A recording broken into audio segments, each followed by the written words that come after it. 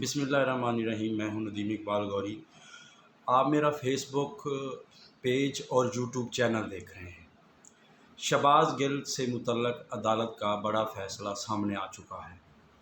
اس کے علاوہ عمران خان کو نااہل کرنے کے لیے حکومت تمام تر ہتھ کنڈے استعمال کر رہی ہے۔ شہباز گل کے حوالے سے اسلام آباد پولیس نے شہباز گل کو آج عدالت میں پیش کیا۔ عدالت میں اسلام آباد پولیس نے مزید 7 روزہ جسمانی ریمانڈ مانگا، مگر عدالت نے شہباز گل کو جیل بھجوا دیا۔ اس پر پوری کوشش کی گئی پولیس کی جانب سے کہ شہباز گل کا جسمانی ریمانڈ دوبارہ حاصل کیا جائے۔ دوسری طرف جیل کے ڈاکٹر نے تمام پریشر کو نظر انداز کرتے ہوئے عدالت ہائی کورٹ میں جو اپنی رپورٹ بھیجی ہے اس نے لکھا ہے کہ شہباز گل کے جسم پر تشدد کے نشانات موجود تھے، جو کہ اس بات کا واضح ثبوت ہے کہ شہباز گل کو ننگا کر کے مارا گیا اور شہباز گل کے جسم کے نازک حصوں پر کرنٹ بھی لگایا گیا، جسے جنسی زیادتی کہا جا رہا تھا۔ اس کا مطلب یہی تھا کہ اس کے نازک اعضاء پر کرنٹ لگائے گئے۔ اسلام آباد پولیس نے اپنا 7 روزہ جسمانی ریمانڈ حاصل کرنے کے لیے تمام تر اپنی جتنے بھی ان کے پاس معاملات تھے انہوں نے ریمانڈ حاصل کرنے کی کوشش کی، اور عدالت کو بارہا کہا گیا کہ ہم نے اس سے شہباز گل سے موبائل برآمد کرنا ہے، جبکہ شہباز گل نے کہا کہ میں 4 موبائل پہلے انہیں دے چکا ہوں، جس پر پولیس نے بار بار اپنی بات پر قائم رہی کہ ہم نے موبائل برآمد کرنا ہے۔ تو دوسرا جو ہے، میرے خیال اسلام آباد پولیس شاید کسی اور رنگ کا موبائل تھا، انہیں شاید نیلا چاہیے یا پیلا چاہیے، اس طرح کے معاملات ہو سکتے ہیں۔ اسلام آباد پولیس نے ایک جھوٹی انکوائری پہلے بنا کر پیش کی تھی عدالت میں، جس میں یہ کہا گیا تھا کہ کسی قسم کا شہباز گل پر تشدد نہیں ہوا، لیکن ڈاکٹر جو جیل کا ڈاکٹر تھا اس نے جب یہ رپورٹ پیش کی تو تمام باتیں جو تھی وہ عیاں ہو گئی۔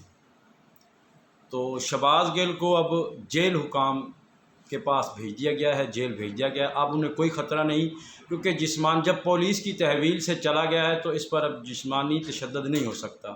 یہ اب جیل حکام کے پاس ہے۔ اب اس کی بیل کے لیے بھی اپلائی کیا جائے گا، جیسے کہ اس کے وکیل نے بھی بتایا کہ اس کی بیل کے لیے اپلائی کیا جائے گا۔ اب معاملات آسان ہوتے جا رہے ہیں۔ دوسری طرف عمران خان کی گرفتاری کا جو معاملہ تھا، گزشتہ روز جو رات کے وقت انہوں نے گرفتاری کے لیے ایک ترتیب اور ایک پلان ترتیب دیا تھا، جس پر پی ٹی آئی کے ورکروں نے جا کر بنی گالہ کا گھیراؤ کر لیا اور وہ مر مٹنے کے لیے تیار ہو گئے۔ اس کے علاوہ پوری قوم سڑکوں پر نکل آئی۔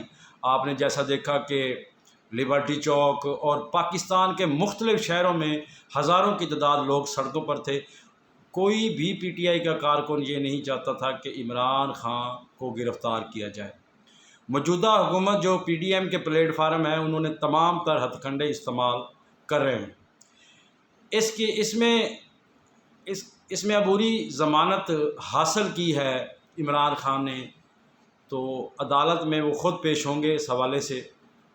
دوسری بات یہ ہے کہ اب یہ جو موجودہ حکومت ہے، انہوں نے 2 مقدمات دفعہ 44 کے اور درج کر لیے ہیں عمران خان پر، تاکہ کسی بھی طریقے سے کسی بھی صورت میں عمران خان کو گرفتار کیا جا سکے۔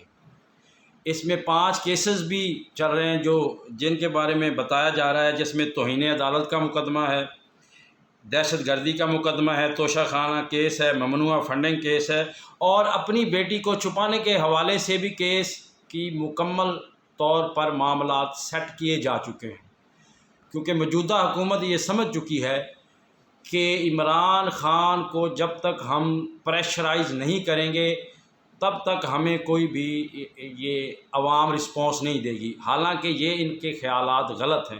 عمران خان کو جتنا دبایا جا رہا ہے وہ اس سے زیادہ بڑھ کر اوپر آ رہا ہے، اور اس کی پاپولرٹی کی یہ صورتحال ہے کہ پوری دنیا کی اخبارات، سوشل جتنے بھی میڈیاز ہیں، BBC ہے، CNN، جاپان، اور جتنے بھی مختلف بڑے بڑے اخبار ہیں، بڑے بڑے وہاں پر عمران خان کے حوالے سے جب ان کے خلاف دہشت گردی کا مقدمہ درج کیا گیا تو وہ لوگ چیخ اٹھے، حتیٰ کہ اقوام متحدہ نے بھی اس بات کو اٹھایا ہے کہ عمران خان جو پوری دنیا کو یہ کہہ رہا تھا کہ دہشت گردی کا عوام کے ساتھ کوئی تعلق نہیں، لیکن اس پر دہشت گردی کا مقدمہ درج ہونا یہ بہت بڑا سوالیہ نشان ہے۔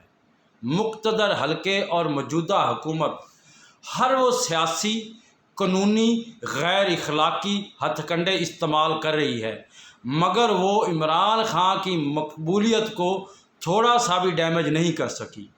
عمران خان کا مقصد کیا ہے؟ عمران خان صرف یہ چاہ رہا ہے کہ ہمیں کسی کی غلامی نہیں کرنی، ہم نے کسی کی غلامی نہیں کرنی۔ پہلے ہم امریکہ کی غلامی کر کے اپنے 80,000 نوجوانوں کو شہید کرا چکے ہیں، ہمیں کسی کی جنگ میں جانے کی ضرورت نہیں، ہم کسی بھی۔ اور دوسری طرف عمران خان رجیم چینج کے بعد اس نے جو مختلف شہروں میں، مختلف جگہ پر جلسے جلوس، لوگ لاکھوں کی تعداد میں نکلے ہیں۔ میں نے اپنی زندگی میں پاکستان کی ہسٹری میں کبھی نہیں دیکھا کہ کسی لیڈر کے لیے کوئی بندہ روڈ پہ آیا ہو، حالانکہ نواز شریف صاحب کو بھی جس طرح سے ہٹایا گیا تھا وہ سب کو پتہ ہے، تو کوئی بندہ بھی سڑک پر نہیں آیا تھا۔ نواز شریف نے خود اپنی ایک سپیچ کے دوران کہا تھا کہ یہ وہی لوگ ہیں جنہوں نے کہا تھا کہ قدم بڑھاؤ نواز شریف، ہم تمہارے ساتھ ہیں، مگر جب پیچھے مڑ کر دیکھا تو کوئی بندہ بھی نہیں تھا۔ اب عمران خان کی مقبولیت تمام تر ریکارڈ توڑ چکی ہے۔ عمران خان کو جتنا دبایا جا رہا ہے یہ اس سے اوپر کی طرف بہت مقبولیت کی ان بلندیوں کو پہنچ چکا ہے کہ دنیا میں کوئی بھی لیڈر اتنی بلندی پر نہیں گیا۔ عمران خان ایک سوچ کا نام ہے۔ تو ابھی جو میں آپ سے کہہ رہا تھا کہ حکومت ہر ہتھ کنڈا استعمال کر رہی ہے، مگر وہ ہر محاذ پر بری طرح ناکام ہو چکی ہے۔ جس جگہ پر بھی عمران خان کے بارے میں جو بھی پراپوگنڈے، توشہ خانہ، یہ وہ جتنی بھی باتیں کی گئیں، عوام ان باتوں کو ماننے کے لیے تیار ہی نہیں۔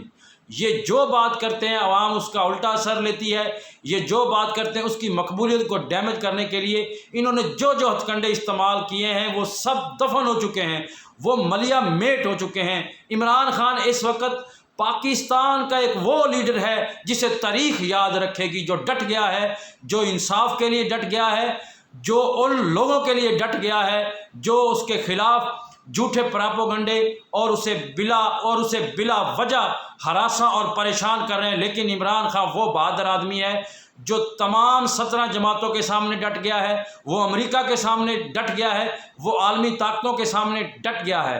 عمران خان ایک تحریک کا نام ہے۔ تو اس طرح ویلاگ میں نے آج کیا ہے، اس کے بعد آئندہ بھی میں مختلف امور پر، مختلف باتوں پر آپ سے اظہار خیال کرتا رہوں گا۔ تو آپ میرا ویلاگ کائنڈلی ضرور سنیے گا۔ میرا یوٹیوب چینل جو ہے اسے بھی سبسکرائب کریں، اور فیس بک پیج ہے اسے بھی سبسکرائب کریں۔ اللہ تعالیٰ آپ کا اور میرا حامی و ناصر ہو۔ پاکستان زندہ باد۔